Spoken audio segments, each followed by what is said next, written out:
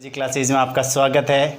हमने previous video में phylum Chordata का क्लासिफिकेशंस देखा था, जिनमें आउटलाइन स्केच देखा था। फाइलम कोर्डेटा को हम मेजरली दो सब फाइलम सिफेलोकोर्डेटा और यूरोकोर्डेटा में डिवाइड करते हैं। पहले क्लासिफिकेशंस में फाइलम हेमिकोर्डेटा को कोर्डेटा के सब फाइलम के रूप में डिफ़ाइन किया जाता था, लेकिन आधुनिक क्लासिफिकेशंस में हेमिकोर्डेटा को एक सेपरेट फाइलम के रूप में नॉन कोर्डेट्स फाइलम के साथ अध्ययन किया जाता है। फाइलम हेमिकोर्डेटा शब्द की उत्पत्ति दो ग्रीक वर्ड से हुई है, हेमी और chorda. Hemi means half, chorda means cord, अर्थात अर्धकशेरुकी इन्हें कहा जाता है commonly. The hemichordata name was coined on the basis of presence of notochord like stomochord in the buccal diverticulum। हेमिकोर्डेटा नाम इनका इसलिए रखा गया था क्योंकि इनमें नोटोकॉर्ड उपस्थित होती थी, लेकिन नोटोकॉर्ड स्टोमोकॉर्ड की तरह इनमें उपस्थित होती थी केवल इनके बक्कल रीजन में या बक्कल कैविटी की रूप से नोटोकॉर्ड का फॉर्मेशन होता है, इसलिए इसे स्टोमोकॉर्ड भी कहते हैं। और ये केवल इनके एंटीरियर रीजन में उपस्थित होती है, इसलिए स्टोमोकॉर्ड शब्द यूज में लिया जाता है। स्टोमोकॉर्ड का ओरिजिन एंटीरियर रीजन से हुआ है। स्टोमोकॉर्ड की उपस्थिति के कारण इन्हें स्टोमोकोर्डेटा भी कहा जाता है, जो कि इनका दूसरा नाम है। बात करते हैं इनके हेमिकोर्डेटा को कब सबफाइलम के रूप में कोर्डेटा में सम्मिलित किया गया था। तो एक टेक्सोनोमिस्ट थे बेटसन ने 1885 में हेमिकोर्डेटा को एक सब फाइलम कोर्डेटा के रूप में सम्मिलित किया था। मैंने पहले ही बताया कि हेमिकोर्डेटा को पहले कोर्डेटा के सब फाइलम के रूप में अध्ययन किया जाता था, लेकिन आधुनिक क्लासिफिकेशन में हेमिकोर्डेटा को एक सेपरेट नॉन कोर्डेटा फाइलम की तरह स्टडी की जाती है। हाइमन ने 1959 में, हाइमन ये भी एक टेक्सोनोमिस्ट है जिन्होंने हेमिकोर्डेटा को एक सेपरेट फाइलम के रूप में रखा और इसे नॉन कोर्डेट फाइलम भी कहा जा सकता है, या नॉन कोर्डेटा फाइलम के साथ इनका अध्ययन किया जाता है। बात करते हैं आज के हमारे टॉपिक जनरल कैरेक्टर्स ऑफ हेमिकोर्डेटा। सामान्य लक्षणों की बात करें तो हेमिकोर्डेटा की हैबिटेट मोस्टली फोसोरियल होती है, अर्थात ये बिलकारी होते हैं। ये जल में या जल की सतह में बिल बनाकर रहते हैं। एक्वेटिक हैबिटेट्स होती है, जलीय आवास में रहते हैं। एक्वेटिक में भी मोस्टली मराइन हैबिटेट शो करते हैं। इसके अलावा फोसेरियल या बिलकारी होते हैं। सेडेंट्री होते हैं, मतलब बॉटम में पाए जाते हैं। सोलिटरी या एकल प्रावस्था में रहते हैं। इसके अलावा कॉलोनियल या निवेय प्रावस्था भी शो करते हैं। तो समुद्र या समुद्र के तटवर्ती इलाकों में ये बिल बना के एकल या स्वतंत्र रूप से या निवेय के रूप में उपस्थित होते हैं। बात करते हैं इनकी बॉडी की, तो बॉडी इनकी वर्म लाइक होती है, जैसे एनेलिडा, एस्के एल्मंथीज और प्लेटी एल्मंथीज का बॉडी ऑर्गेनाइजेशन होता है, वैसे ही इनका बॉडी ऑर्गेनाइजेशन वर्म लाइक होता है या बॉडी प्लेन वर्म लाइक होता है। ये किसी वर्म की तरह दिखाई देते हैं। बॉडी डिविजिबल इनटू 3 पार्ट्स, शरीर इनका 3 भागों में बटा हुआ रहता है, जिसे प्रोबोसिस, कॉलर और ट्रंक कहते हैं, अर्थात शुंड, कॉलर जिसे ग्रीवा कह सकते हैं, और धड़, इन 3 भागों में इनका शरीर बटा हुआ होता है।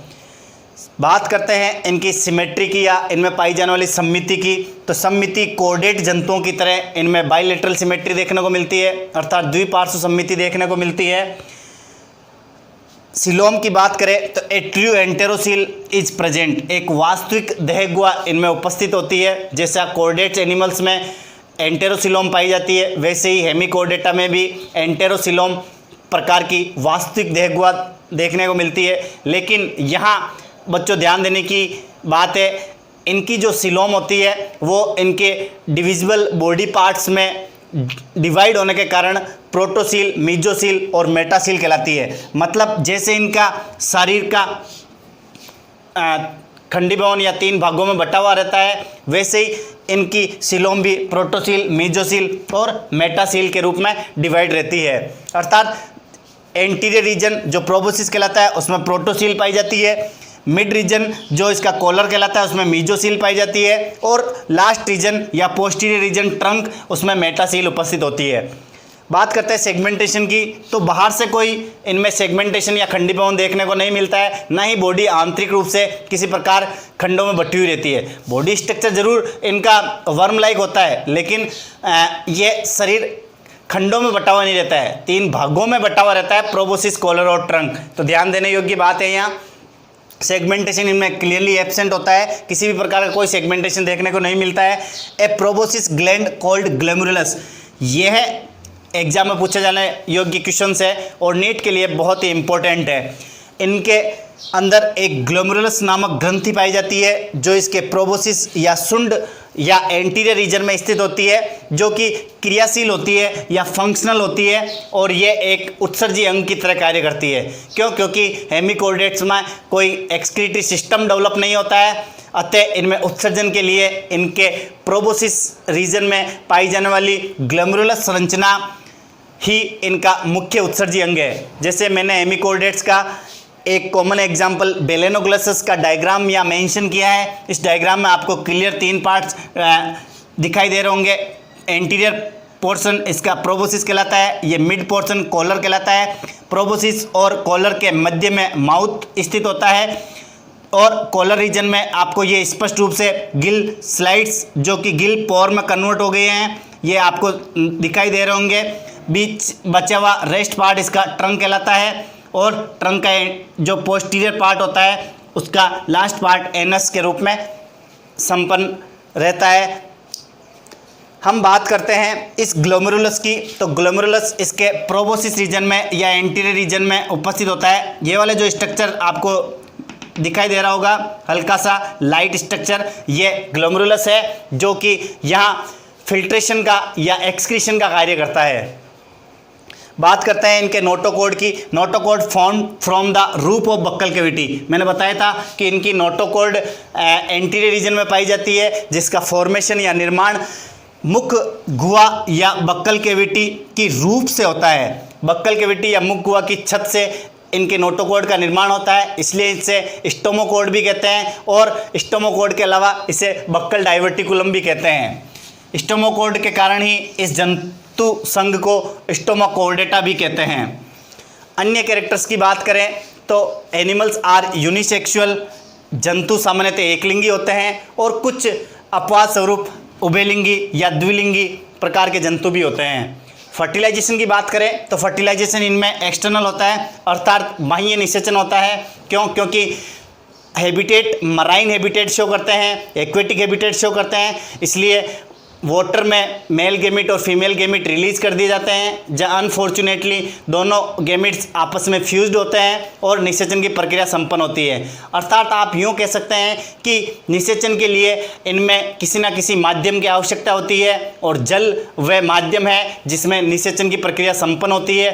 अतः इनमें पाए जाने वाला निषेचन सामान्यतः बाह्य प्रकार का होता है या एक्सटर्नल फर्टिलाइजेशन इनमें देखने को मिलता है। बात करते हैं इनके डेवलपमेंट की या परिवर्धन की, तो इनका परिवर्धन मोस्टली इनडायरेक्ट होता है। अधिकांशतः इनका परिवर्धन अप्रत्यक्ष तरीके से होता है, जिनमें लार्वावस्था उपस्थित होती है, और कुछ जंतुओं में डायरेक्ट डेवलपमेंट भी देखने को मिल सकता है एक्सेप्शन के तौर पे। बाकी अधिकांशतः इनमें मोस्टली इनडायरेक्ट डेवलपमेंट ही शो होता है। लार्वल स्टेज की बात करें तो इसका लार्वा टोर्नेरिया लार्वा कहलाता है, जो फ्री स्विमिंग होता है। टोर्नेरिया लार्वा की बात करें तो टोर्नेरिया लार्वा की प्रेजेंस के कारण ही इन्हें कोर्डेटा और नॉन कोर्डेटा के बीच की कनेक्टिंग लिंक कहा जा सकता है। क्योंकि टोर्नेरिया लार्वा नॉन कोर्डेट के फाइलम इकाइनोडर्मेटा के बाइपिनेरिया लार्वा से सिमिलरिटी शो करता है। ऐसे ही ये प्रोटोकोर्डेट के यूरोकोर्डेटा का जो लार्वा होता है टेडपोल लार्वा, उससे भी सिमिलरिटी शो करता है। इसलिए टेडपोल लार्वा और बाइपिनेरिया लार्वा दोनों से सिमिलरिटी या समजातता प्रदर्शित करने के कारण इस फाइलम को कोर्डेटा और नॉन कोर्डेटा के बीच में योजक कड़ी के रूप में देखा जाता है या कनेक्टिंग लिंक कहा जा सकता है। क्योंकि इनमें टोर्नेरिया लार्वा का स्ट्रक्चर, शेप, साइज और इसका हैबिटेट टोर्नेरिया लार्वा का नॉन कोर्डेट और प्रोटोकोर्डेट के समकक्ष है। हम बात करते हैं इनके कॉमन एग्जाम्पल्स की। तो हेमिकोर्डेटा के कॉमन एग्जाम्पल्स के रूप में हम बेलेनोग्लॉसस, सेकोग्लॉसस और रेप्डोप्लूरा को देख सकते हैं। क्यों? क्योंकि हेमिकोर्डेटा को फर्दर 2 क्लासेस में डिवाइड किया गया है, जिन्हें एंटेरोन्यूस्टा और टेरोब्रेंकिया कहते हैं। हम आने वाले वीडियोस में एंटेरोन्यूस्टा और टेरोब्रेंकिया क्लासेस का डिटेल से अध्ययन करेंगे। मैंने एक कॉमन स्ट्रक्चर शो किया है जो कि हेमिकोर्डेटा के एक जंतु बेलेनोग्लॉसस का है।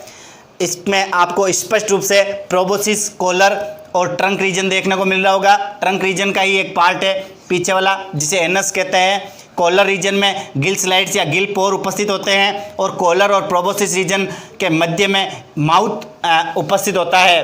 तो आप क्लियरली समझ सकते हैं फाइलम हेमिकोर्डेटा के जनरल कैरेक्टर्स। आई होप आपको ये वीडियो पसंद आया होगा।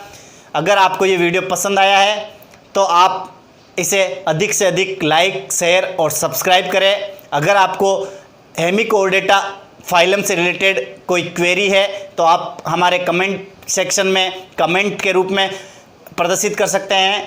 हम अतिशीघ्र ही आपके क्वेरीज़ का या प्रॉब्लम्स का समाधान करने की कोशिश करेंगे। धन्यवाद।